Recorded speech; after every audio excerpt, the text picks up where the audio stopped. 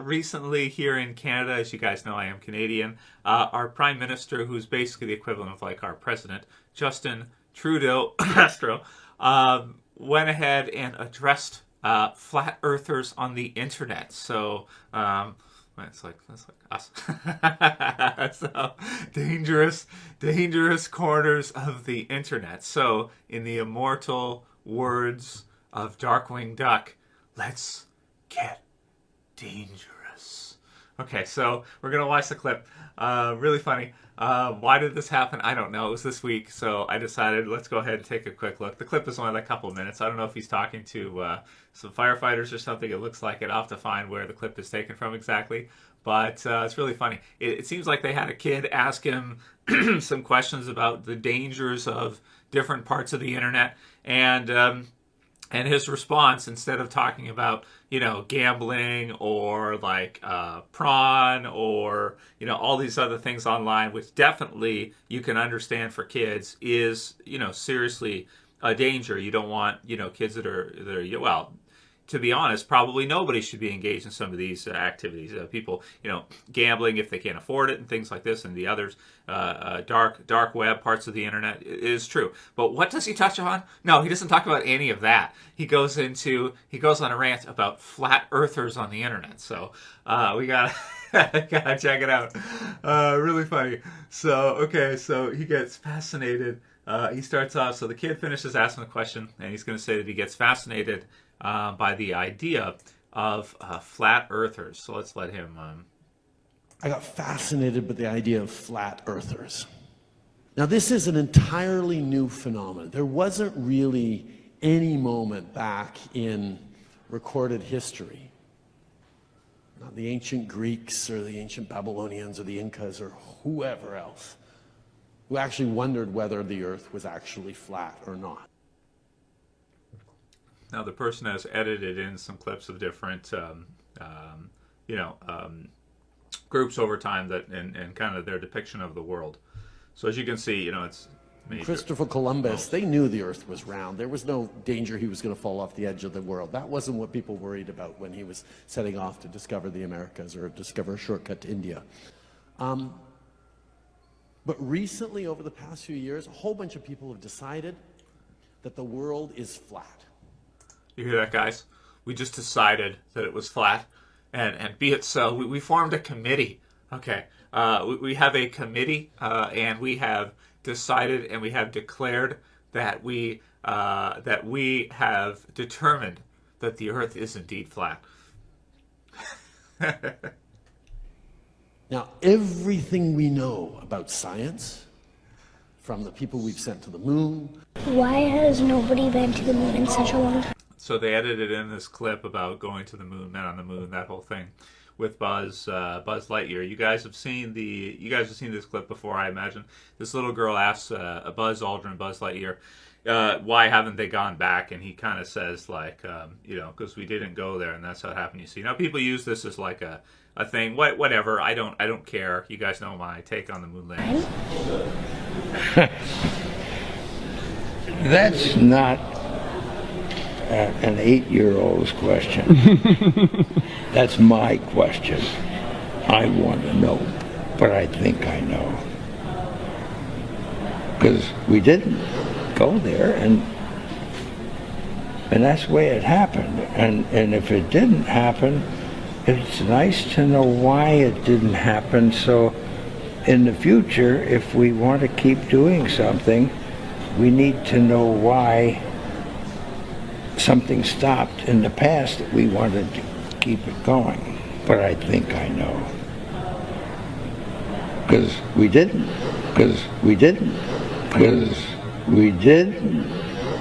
To the photos. Now, in fairness, he's kind of saying like we didn't go back after they finished the initial, all the missions they did. Starting in the late 60s there, and that with Apollo 11 and continuing on afterwards. So, but people use that as a clip. We put it in. I thought I would, just leave it. That's fine. Different discussion, but definitely related to the concept of geocentrism versus heliocentrism, and the primary two models of discussion for the Earth. We've taken from space to how we explain day versus night and seasons. We know that the Earth is round. But So it's round in both models, just to be clear here. So in both geocentrism and heliocentrism, the Earth is round. The question is whether or not it's round like a coin, or is it round like a sphere? So in both cases, it's round, all right? But in the heliocentric model, it's a sphere, and it orbits around the sun, with the sun being the center. And in geocentrism and in Genesis, in creation, and most religions, geocentrism is where basically it's round like a coin, and you have the luminaries, the moon and the sun, which revolve and rotate around us. So it's really a question of kind of like the classic, traditional, geocentric model, or the new heliocentric model, which is really only taken hold since the end of World War II, since the Allies won World War II. Had the Axis of won World War II, you would have geocentrism. Because the Allies won World War II, you have heliocentrism as taught out to the people through UNESCO primarily, and everything else too, the media and everything too. there are a whole bunch of people out there who have decided that the Earth is flat. And they hang out with each other, and they find different ways Hang out with each other.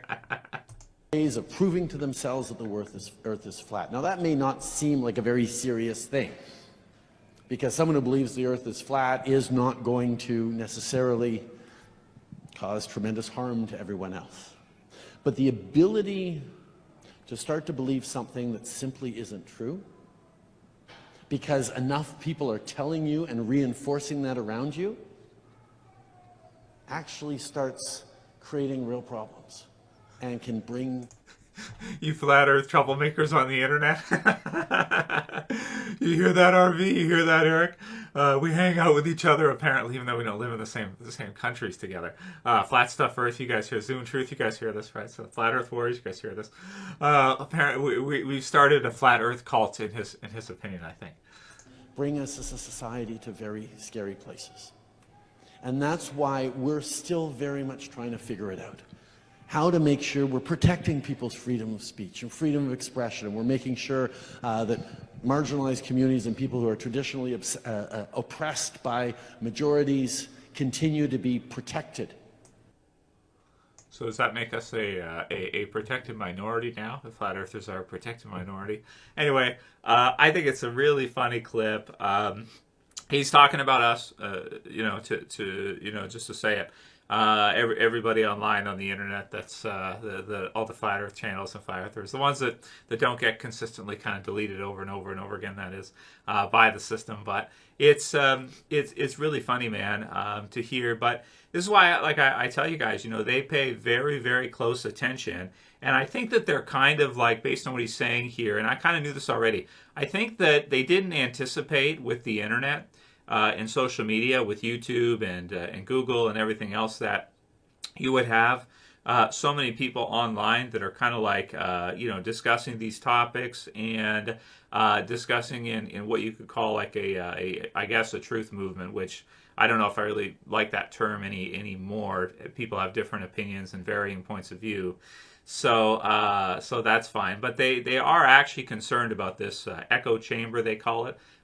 In some cases, I've seen some studies where they've gone over the internet, they've noted down everybody they consider to be right-wing, and they've called them right-wing echo chamber channels and things like this. And then, going into like 2020, they go through and they ban a whole bunch of them in sequence. The ones that are more like left-leaning, they're allowed to stay and they're fine or whatever. Maybe they get a pump in the engine. Maybe they get promoted. The ones that are feds, the ones that are agents, they get a pump, obviously. They get promoted in YouTube Engine and Google. They'll get to the top right away because it's their guys, right? So the reason why they monitor this so closely is that they have a lot of, when it comes to governing mentality, governing the mind, this is something that they own basically a monopoly on, and they don't want people challenging their narratives for anything, even if it be, flat Earth, or sphere Earth, or heliocentrism, geocentrism, evolution, atheism, any of the different agendas that they have set out for their citizens, that they have laid out for how they want their citizens to think, behave, look, dress, everything else. Which is, for that, they pretty much give you examples through Hollywood for the look and dress and what's cool and what's not cool, all that stuff through movies and media, MTV, and different channels slash companies, now social media companies like that. So it's fun stuff. It's cool. I enjoy it. I just think it's kind of funny and cool. And I'm cool with everybody, whatever you think. If you're a heliocentrist, that's no problem. If you're a geocentrist and you really like that idea, and you're like, using zoom cameras to zoom in on the sun to prove that it's not going over a curve and that it's just moving further away, that's cool, man. I like all the different stuff. I'm cool with everybody, and I just think it's fun stuff. But just so you guys know, when it comes to YouTube, when it comes to internet, social media, Facebook, and all the others, they monitor these channels like a hawk, and I think that they're not exactly certain what to do about it. Like, I think that they've got their dudes, their guys in place to counter program the opposite way. They can shadow ban, they can ban people, they can do all these things people are going against what they want.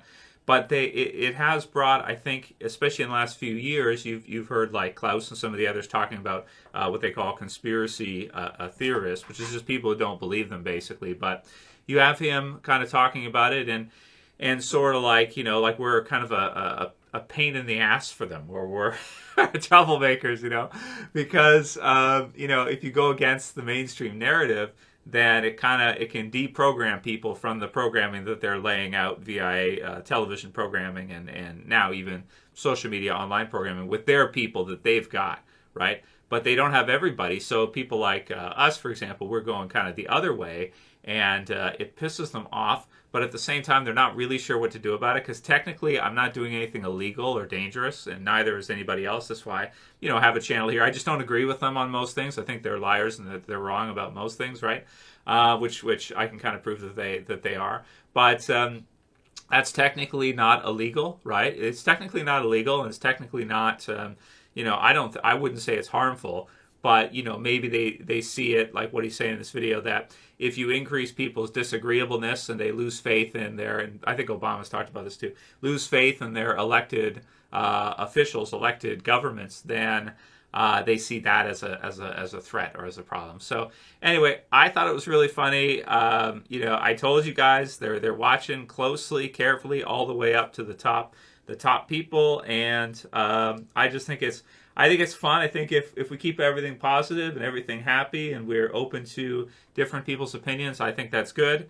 I think that fair play in the game with whatever they want to do, as far as fair and an open debate. I think that's fine.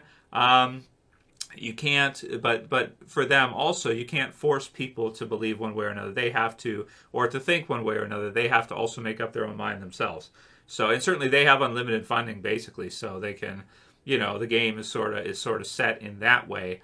But it's funny that they consider it to be so much of a threat. I don't know why, because I just think it's funny, silly stuff. Anyway,